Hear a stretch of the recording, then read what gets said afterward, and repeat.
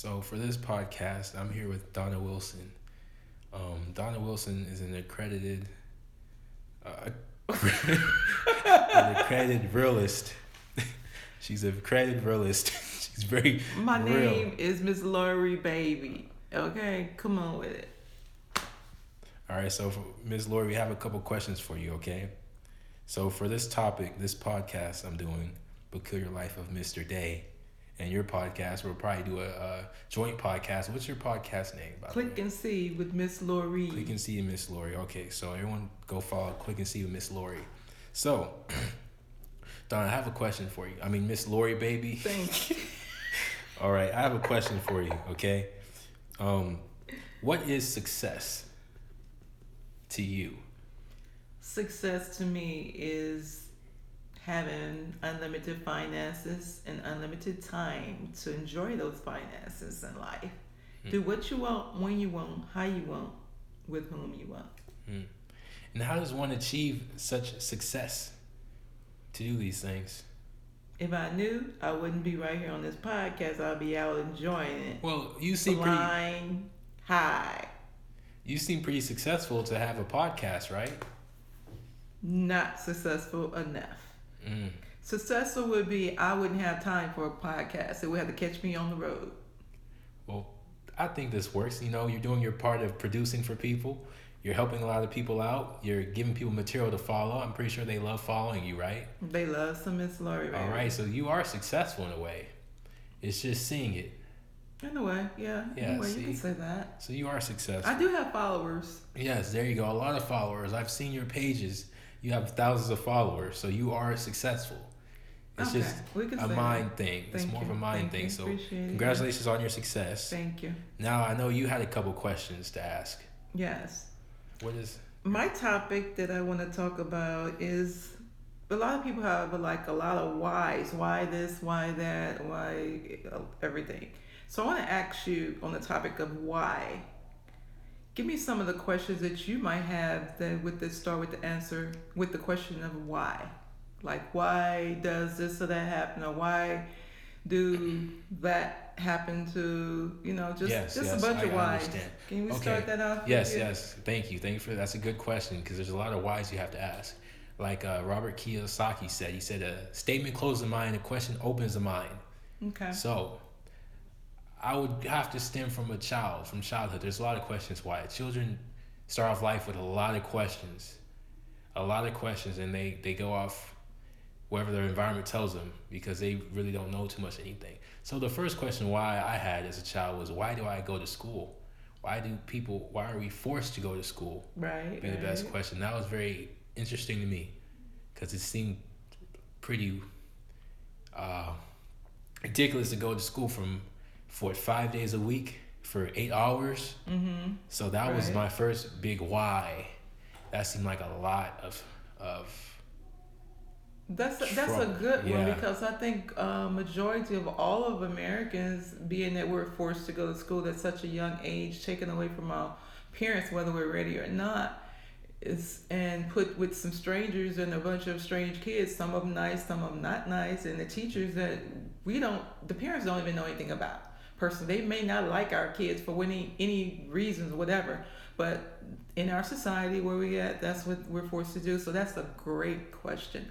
I think all of us at one point, majority anyway, I don't like use the word all because sometimes it might be one person it doesn't apply to. So that's why I would say majority of the time, Yes. a lot of us have asked that question. So that's a great one. Why do we snatch up our kids from our parents and the environment of people we know and trust? Sometimes, our parents, whatever, and put them in the hands of strangers to be taught and forced for years or be threatened for the parents to go to jail if they don't go. And like in the state of California, the parents always threaten if the child is missing 3 days of school without the parents coming making an excuse.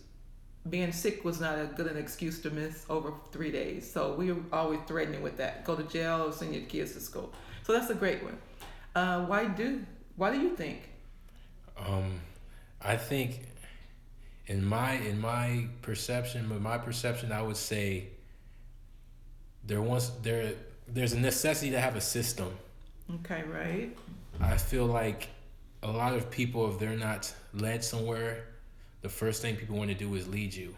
And the first, what, 6 years of life, they say, I know there is an ancient text from a Hermetic, from the Egyptian times. I was saying, if you give your child for the first 8 years to the system, then they have full control over you.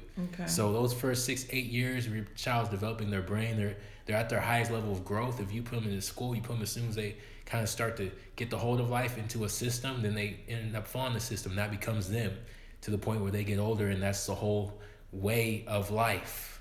And their pride is into having a job and going to school. That makes sense because you're saying the system knows the fact that Mm-hmm. the most influential years of a child's life is those years when they take them away from you and take over and start programming what they want them to do and be in Exactly. their brains. Exactly. The 1%, I believe, are very, very intelligent people. They and a lot of them start from 99%. They all start in that system, but it's getting out of that system. And what you're doing right now, what we're doing right now with the podcast, that's out of the system. We're not taught these things. We're not taught True. to start off things like podcasts and like stuff outside of The a strict. box. Yeah, Yeah. we're all taught schedules, and this is a freedom of schedule. So this is exercising freedom for a lot of people. And I feel like a lot of people need to hear stuff like this. True. So I True. congratulate you for being on the podcast. I thank you for having me on your podcast, and we're only halfway through this. If anything, we've only been here for a little over 7 minutes. So let's go to the next question. Why work for money? Okay. Why work for money? Why would you work for money? Why do we Because work for money? we work for money not because we like to work in the positions that we get make the money in. We're forced to. It's like if you can't go to the store and just get food for free. So therefore you have to work for the money so you can go buy the food. Same thing with clothes. You need money to buy your clothes that you need for your body. Place to for shelter. You need to pay from somebody some rent. So it's like we're forced to go the only way that we've been trained since a child has seen our parents do it, and whoever's raising us. This is what we've seen: how you get money and make money. Unless you can also see there's certain structures where it may be some families that all go for construction because they see the parents go, so they follow in that footstep. Or even when you see doctors, then a lot of their kids follow in that footstep. But it's not a lot in my culture that I've seen that's doctors. So therefore, we follow the minimum wage type of deal, or I call slave wage. Even if anytime you have to go put in your time and change your time for any amount of money, it's still you slave for them for those hours. Whether you're making minimum wage or you making $30 to $40 an hour, it's still you have to be here and do what we say during this time, or you're not gonna get paid.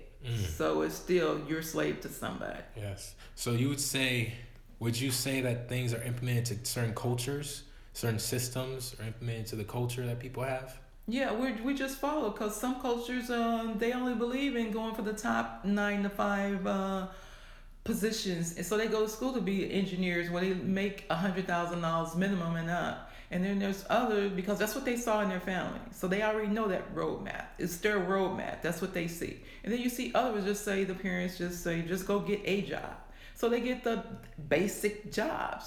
They don't shoot for the stars or the highest paying one. Like I say, it's all slave wages to me. Anytime somebody else have control over you for the time that you clock into them, and they tell you when you can take your lunch, when you can take your break, when you can do everything while you're on the clock during those times. And what would you say is a big contributor to, I guess besides the culture, what would you say is another big contributor to people's success and who they follow? What is that based off of? They follow who they see. Okay. Whether it's the neighbors, somebody in the neighborhood, the other kids' parents or relatives, whoever comes in their eyesight who impresses them. Whether it's the drug dealers, the prostitutes, the doctors, that they might see that's not even in their family, but like a friend, a friend of theirs who they go to school with, they went over their house and they seen their parents doing a little better, and they get the idea, hey, they're doing better. What are they doing that my parents not, or at my house? And then they get inspired to do better that way, or see something or somebody somewhere. It influenced them, whether they're out playing or walking and see an expensive car, and may ask the person, hey, what did you do to get that car? Then they tell them, then they're inspired to do that if that's what they want. So it could be good influences, it could be bad influences, but all influences on our lives and our kids. So environment and culture, you would say, make the biggest impact. Definitely. Okay. It's like you're not taught as a kid, you're taught to follow instructions. Follow somebody, not to think independently and come up with your own ideals. If they do, it's limited. Like, okay, you can select what you want to do and be, but you can't select not to be nothing. They like you got to choose something. That's so yeah, it's like you got to choose some way to make money and make ends meet. You'll feel like you don't have worth because you're brought into a system where you have to go off a schedule. You have to have a routine every single day.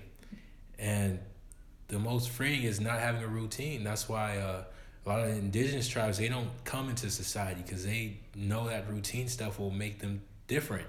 Yeah, they're going to make them into robots of other people. Automatons, they call it. Okay. It's like robots, basically.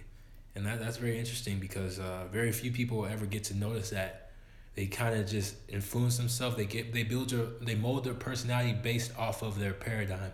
Yeah. Based off what their culture and their environment is. Right. So their culture and environment is this, and they mold themselves off that, and that is their personality, and that is who they are. So their beginning and end is already fate. Their fate is already predetermined because they follow everything's before them, and if everything is cause and effect, like the romantic laws talk about, then you do the same cause everyone else does, you'll get near the same effect. Same results. So exactly. Yeah, it's a very interesting topic.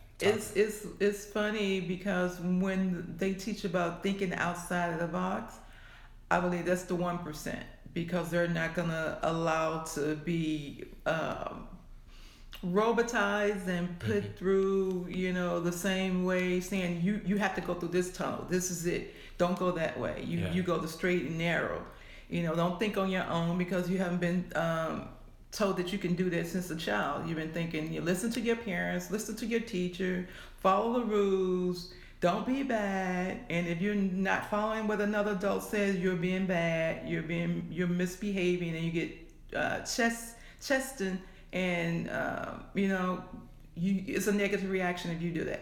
Yeah, so think outside the box is the 1%, because they we're gonna think on our own, figure this on our own, because we don't like the word wait. It's the society has led everybody else that they've seen in their family and around about their neighborhood. So they go outside the box, whether it's legal or illegal. They figure a way, I don't want that result. I don't want to be poor. I don't want to be without, I've seen people do that follows the normal way. So they start thinking outside the box as they get older.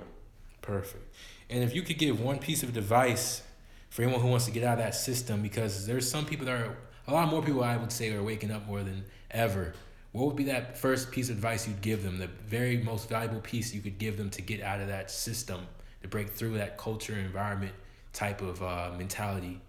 Well, they've told us, we've heard it all. I think a lot of us have mostly heard it say, do what the people that you want to be like do. We got YouTubes and all that. Follow the rich folks and find out what they did and how they got their millions. And that's what you do. You look for those who's doctors if you want to be a doctor, and you follow them. Whoever you want to be like and achieve more than the average, then that's who you follow. That's perfect. That's great advice. And you do have a book that you just released. What is the name of that book? I have two. Okay. The one is How to Eat on $1 a Day. Mm-hmm. And they're both on Amazon. What's the other book? And the other one is The Secret to Eat More, Lose More. Secret to Eat All More, both on in ebooks on Amazon.com. Congratulations on your book, Don. Congratulations on your podcast. And yours too. Thank you for coming. Thank you for showing up. And we'll definitely get more